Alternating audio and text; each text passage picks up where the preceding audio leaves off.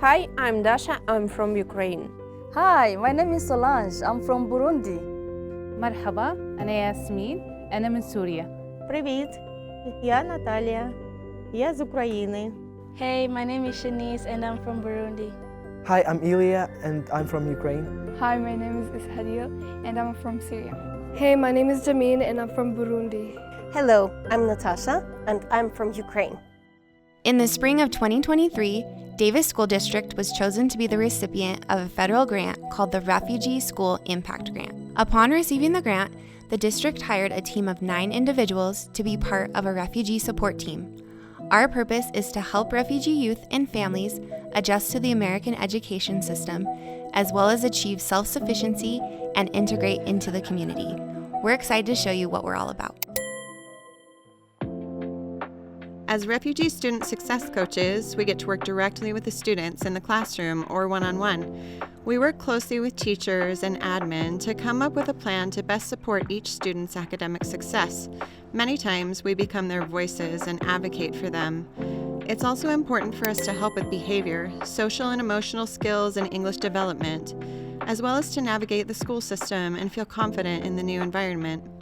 By advocating with teachers for modifications to schoolwork, we can focus on the students' strengths to help them progress at their own pace. Our primary goal is to help these students to feel comfortable at school and confident in their own abilities in order to succeed academically and socially. It is so fun. It's the best thing to help someone to begin to realize what their potential is, that they can do hard things, and that they can be successful in an area where maybe they haven't had a lot of success in the past. It's really fun, honestly, even though it is challenging at times because you want to communicate something to them or they want to communicate to you, and it's kind of challenging. But I think the most important thing that we do is help them to gain confidence and be able to go through the school system and feel confident that they can have and express their own voice. But thankfully, something that I've seen that's been the coolest thing to witness is the use of Google Translate or any translator. Even though we might not be 100%, but being able to communicate through that is incredible because a lot can't just get communicated without it. As I've been doing this, I think that my idea of success has shifted a little bit. I think as a refugee student success coach, I thought that my primary responsibility would be to make sure that students were getting good grades. So I think the best thing I've heard this year was from a math teacher. And I was talking with her after my student had left, and she said to me, "It is so nice to see him smile," because he was so frustrated in math and he would just kind of check out. And now he's succeeding, and it's so fun to see him be able to do so well. And she recognized that. She's seen his engagement increase and his confidence grow. And I think sometimes when we think about success, people want to hear, the great successes that we have. And we diminish some of the smaller successes that it takes to get to those big successes. And so this year I've been working with a brother and a sister, an 11th grader and a 10th grader, and we've been completing assignment after assignment, and one of the biggest successes that I've seen is the fact that at the end of last term, both students came to me when I was with them really excited.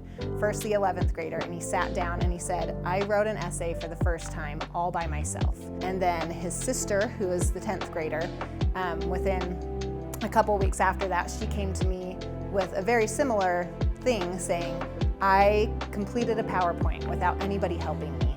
Will you please look at it?" So excited to share it.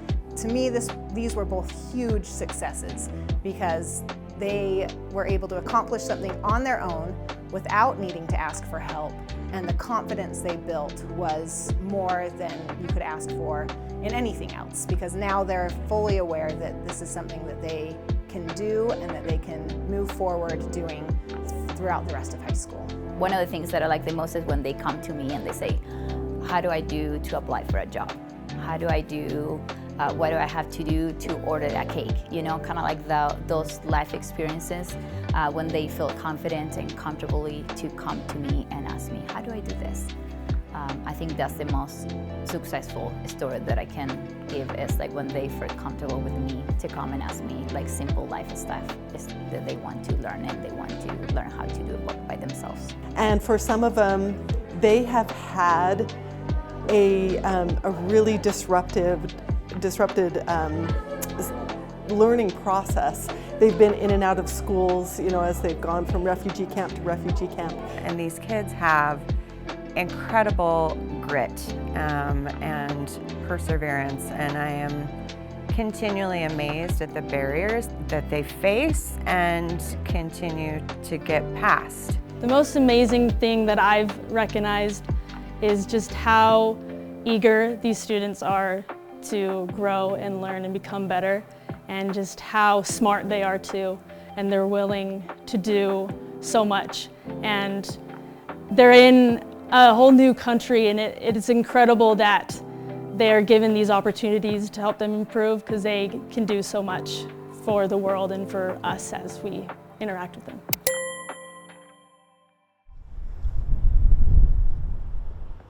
As refugee advocates, we are liaisons within the district and have a variety of roles. When we are notified of a new family to our district, we support them through the enrollment process and help them adjust to school life. Throughout the year, we check in with the parents through phone calls and home visits, using interpretation services to address questions and offer support. We collaborate with counselors, admin, refugee student success coaches, and family advocates to encourage academic success and overall well-being. As liaisons for our families within the community, we collaborate with many local refugee providers and nonprofits. Our team connects families to community resources and supports them as they navigate assistance programs and benefits. Some of the programs our district has offered include English classes, back-to-school parent nights, parent workshops, summer school programs, and community refugee awareness nights. هو بسوريا كان في حرب، لأنه قمنا بثورة وقلنا بدنا إسقاط النظام، ومن هاي الظروف يعني صار رئيسنا يخصف علينا، وصار هدم بيتنا وكل إشي، يعني دمر حياتنا، شرد أهلنا، شردنا، ماتلنا كثير عالم. عشان هيك السبب هذا اللي خلانا نطلع من سوريا. I have always wanted to work with refugees since I was little. It sounds cheesy, but it's like fulfilling a dream I've always had my whole life, is to work with refugees, because just the idea of somebody that left their home because there was no choice, and it just could have been any of us that eventually have no choice, and just wanting to help people that are trying so hard and have like the biggest hearts has been so fun. هي أول ما أجينا الصراحة كانت صعبة جدا، يعني المعيشة هون، يعني أنه بتعرفي يعني بلد مش بلدنا وناس مش مثلينا بتحكي، يعني فرق كثير معانا، بس يعني الحمد لله هسه الأمور قاعدة بتتطور، يعني شيء أحسن من الأول. I will never forget those first few days on the job, and we were meeting with a bunch of newcomer families, and I was talking with some parents of a family from Africa with an interpreter, and I was trying to get that first initial intake visit scheduled. And I'll never forget what the mom did. She looked me straight in the eyes and she says, "Will you remember my face? Will you find me?" And it just really hit me. I saw just a glimpse of that vulnerability of coming to a new country, to a new place, and kind of feeling invisible. I think it's just important for people to remember that everyone in the world needs to feel safe. Everyone in the world needs to feel a sense of belonging, a sense of purpose, and to feel loved, feel supported. And the families that are moving here, it wasn't their